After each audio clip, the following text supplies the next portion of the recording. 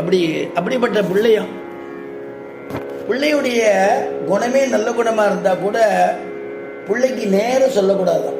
உன்ன மாதிரி ஒரு பையன் உண்டா, எவ்வளவு நீ நல்லவனா இருக்க, அப்பா அம்மா இடத்துல அவ்வளோ பிரியமா இருக்க, அவ்வளோ காரியம் செஞ்சு கொடுக்குற, நீ தாண்டா எனக்கு என்ன பாக்கியம் பண்ணேனோ உன்னை பிள்ளைய பத்தத்துக்குன்னு அவனை ரொம்ப கொண்டாடப்படாதான். கொண்டாடினா என்னன்னா, கொண்டாடினா அதுக்கு போய் மேற்கொண்டு அடுத்த ஸ்டெப்பை முன்னேற மாட்டான். அதுக்காக சாஸ்திரம் சொல்றது, பிரத்யக்ஷே குரவஸ்துத்யாக பரோக்ஷே மித்ரபாந்தவாக கர்மாந்தே தாசபிருத்யாச்ச நஸ்வம் புத்திராக கதாச்சனா அப்படின்னு ஸ்லோகம். பிரத்யக்ஷே குரவஸ்துத்யாக, குருன்னா ஆச்சாரியர். குருன்னா நமக்கு யார் வேணா இருக்கலாம், வித்தையை சொல்லிக் கொடுத்த குருவாகவும் இருக்கலாம், நம்முடைய ஆச்சாரியனாகவும் இருக்கலாம். அவளை என்ன பண்ணணும், அவளுக்கு நேர புகழணும்.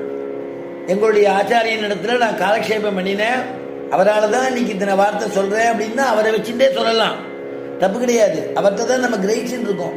பிரத்யக்ஷே அப்படிதான் பண்ணணும்னு சாஸ்திரம் சொல்றது. பிரத்யக்ஷே குரவ, நேர குருவை ஸ்துதி பண்ணு, குரவ ஸ்துத்யாக.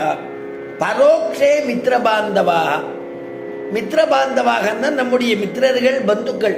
அவளுக்கெல்லாம் எப்படின்னா, அவள்லாம் மரபில் சொல்லு, அவள் ரொம்ப உபகாரம் பண்றா, ரொம்ப இருக்கு, ஆபர சமயத்தில் கை கொடுத்தா அப்படின்னு சொல்லலாம், தப்பு கிடையாது.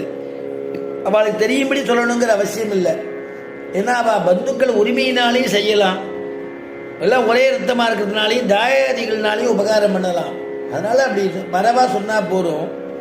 அதுக்கப்புறமா கர்மாந்தே தாசபிருத்யாச்ச, ஒரு காரியம் செஞ்சு கொடுத்தான்னா, ஆகா அதில் வேலை செஞ்சவன், ஒரு கூரை போட்டு கொடுத்தவன், ஒரு யாகசாலை குண்டம் போட்டு கொடுத்தவன், அந்த மாதிரி இருந்து அந்த மாதிரி கிங்கராலா இருந்துட்டாக்க, அந்த யாகங்கள்லாம் முடிஞ்ச பிறகு, அப்பா நீ இப்படி ஆச்சரியமா நீ குண்டங்கள்லாம் போட்டு கொடுத்திய, எவ்வளவு அழகா சொன்னபடி பண்ணி கொடுத்த, நீட்டா இருந்தது, நாங்கள் யாகம் பண்ணதுக்கு சௌரியமா இருந்ததுன்னு அவனை அப்ரிஷியேட் பண்ணலாம், அவனை தட்டி